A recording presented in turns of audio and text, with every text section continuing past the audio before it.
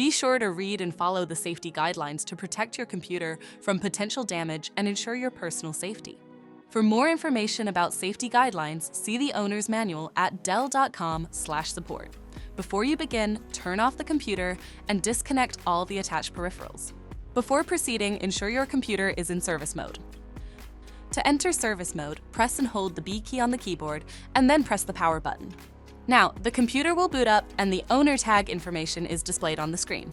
Press any key to proceed. The computer will emit 3 short beeps and shut down, indicating it has entered the service mode. Loosen the captive screws holding the base cover in place.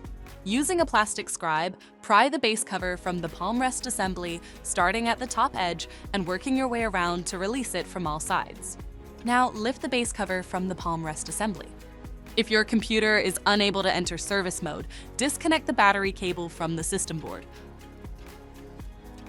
To remove the battery, identify the battery and loosen the 4 screws. Lift the battery out of the system and flip it over. Unplug the cables to fully disconnect the battery from the system. To reinstall the battery, reconnect the cables, flip the battery over and place it back in the system. Tighten the 4 screws to secure it. If the battery cable was disconnected earlier, make sure to reconnect it to the system board. Next, align the base cover with the palm rest assembly and gently place it into position.